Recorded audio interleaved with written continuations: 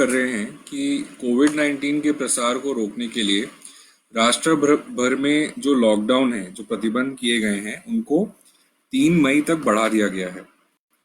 अब आप पहले देखेंगे कि 24 मार्च को लगाए गए 3 सप्ताह के लॉकडाउन को 14 अप्रैल को समाप्त होना था, लेकिन इसको अब 3 मई तक बढ़ा दिया गया है। अब फर्क ये है कि इस बार जो दिशा निर्देश दिए गए हैं उनमें कुछ छूट है। मतलब कि कुछ चीजें जो 14 अप्रैल से पहले बंद की गई थी उनको अब 20 अप्रैल के बाद लागू किया गया है, शुरू किया गया है। तो देखते हैं कि इनमें क्या है। सबसे पहले 3 मई तक दिशा निर्देशों के अनुसार कुछ गतिविधियां हैं जो बंद रहेंगी। अब कौन सी गतिविधियां बंद रहेंगी ये समझते हैं। सबसे पहले सुरक्षा उद्देश्यों को छोड़कर यात्रियों का सभी घरेलू और अंतर्राष्ट्रीय हवाई यात्रा। फिर सुरक्षा उद्देश्यों को छोड़कर ट्रेन द्वारा सभी यात्राएं। फिर सार्वजनिक परिवहन के लिए बसें, मेट्रो रेल सेवाएं। चिकित्सा कारणों को छोड़कर व्यक्तियों का अंतर जिला और अंतर राज्य में आना जाना। सभी शिक्षा से जुड़ी सेवाएं जैसे कि प्रशिक्षण, कोचिंग संस्थान ये बंद रहेंगे। दिशा निर्देशों में निश्चित दिए गए के अलावा अन्य सभी इंडस्ट्रियल और कमर्शियल गतिविधियां बंद रहेंगी। निर्देशित किए गए दिशा निर्देशों में निर्देश के हिसाब से दिए गए अलावा सारी आतिथ्य सेवाएं बंद रहेंगी। फिर जो टैक्सी की सेवाएं हैं जिनमें आपका ऑटो रिक्शा, साइकिल रिक्शा, ओला, उबर ये सब आ जाता है, ये सब बंद रहेगा। सारे cinema hall, mall, shopping complex, gym, sports complex, swimming pool, entertainment park, cinema, theatre, bar, auditorium, assembly hall और इस तरह की बाकी सारी जगह जहाँ पे लोग जमा होते हैं ये बंद रहेंगे। सभी सामाजिक, राजनीतिक, खेल, मनोरंजन, शिक्षा, सांस्कृतिक, धार्मिक कार्य और सभाएं ये भी बंद रहेंगी। और अगर अंतिम संस्कार का काम किसी का अगर हो रहा है तो 20 से अधिक व्यक्तियों की मंडली की अनुमति नहीं रहेगी। समझे? ये वो सब सेवाएं थी जो 3 मई तक बंद रहेंगी। अब हम देखते हैं कि इस समय में स्वास्थ्य से जुड़ी कौन सी सेवाएं हैं जो इस समय में खुली रहेंगी। ये हैं आपके अस्पताल, नर्सिंग होम, क्लिनिक, टेलीमेडिसिन सुविधाएं ये सब चलती रहेंगी। Dispensary, chemist, pharmacy, Jan Aushadhi केंद्र और मेडिकल उपकरण की दुकानें सहित सभी प्रकार की दवा की दुकानें खुली रहेंगी। चिकित्सा प्रयोगशालाएं और संग्रह केंद्र खुले रहेंगे।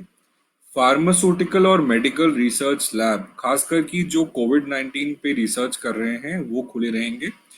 पशु चिकित्सा अस्पताल, औषधालय, क्लिनिक, पैथोलॉजी लैब, वैक्सीन और दवा की बिक्री की दुकानें खुली रहेंगी। फिर कुछ निजी प्रतिष्ठान जो कोविड-19 के देखभाल के लिए आवश्यक सेवाएं का जो प्रयास है उसका समर्थन करते हैं, जिनमें home care provider, diagnostic, supply chain firm शामिल हैं जो अस्पतालों की सेवा करते हैं, ये सब खुले रहेंगे। फिर एम्बुलेंस सहित सभी चिकित्सा और पशु चिकित्सा कर्मी, वैज्ञानिक, nurse, paramedical staff, lab technician और अन्य अस्पताल सहायता सेवाएं जारी रहेंगी। फिर इसके अलावा कुछ सार्वजनिक सेवाएं हैं जिनको पब्लिक फैसिलिटीज कहा जाता है, ये भी खुली रहेंगी। इनमें से कौन सी सार्वजनिक सेवाएं हैं ये मैं आपको बताता हूँ। तो तेल और गैस क्षेत्र का संचालन करने के जो काम हैं जैसे शोधन, परिवहन, और इसमें petrol, diesel, kerosene, CNG, LPG, PNG आदि शामिल है, ये सब खुला रहेगा।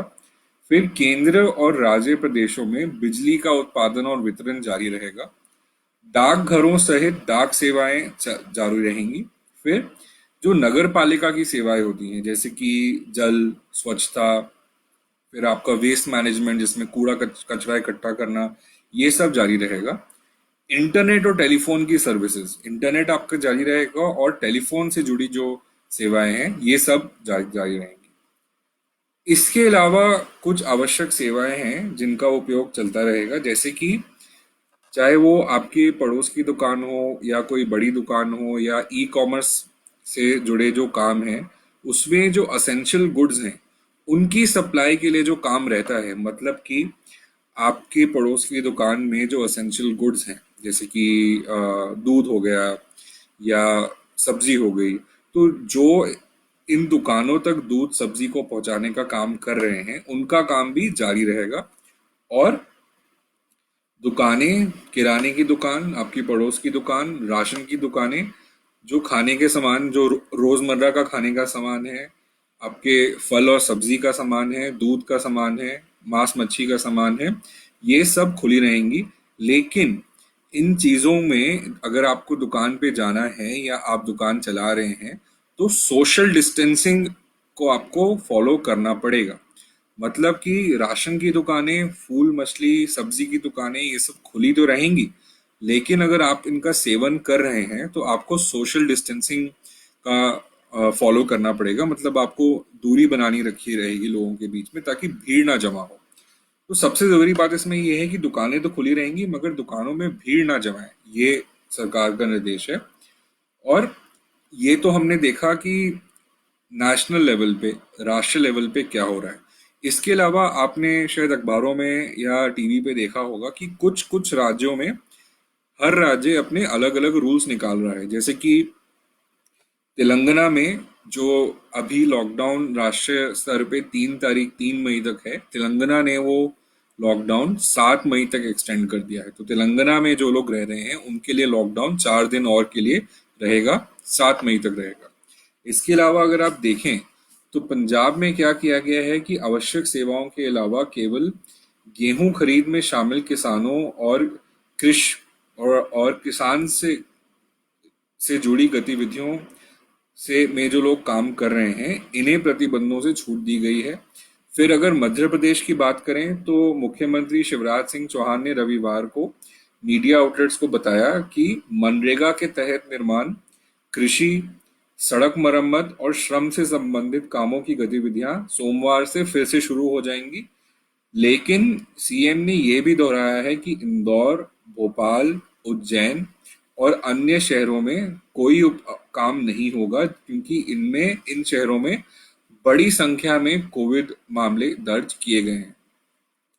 छत्तीसगढ़ में अगर आप देखेंगे तो रविवार को एक वीडियो संदेश में मुख्यमंत्री भूपेश बघेल ने कहा कि 20 अप्रैल से राज्य में सीमित आर्थिक गतिविधियां फिर से शुरू होंगी। इनमें काफी सेवाओं के बीच में मनरेगा के तहत जो श्रम श्रम कार्य है ये भी शामिल है। फिर आपने देखा होगा महाराष्ट्र में राजमार्गों के किनारे ट्रक मरम्मत का काम और जो भोजनालय हैं, यानी कि जो रोड के साइड में हाईवेज पे जो ढाबे होते हैं, ये खुल जाएंगे। साथ में खेती बाड़ी से जुड़े जो गतिविधियां हैं ये शुरू हो जाएंगी।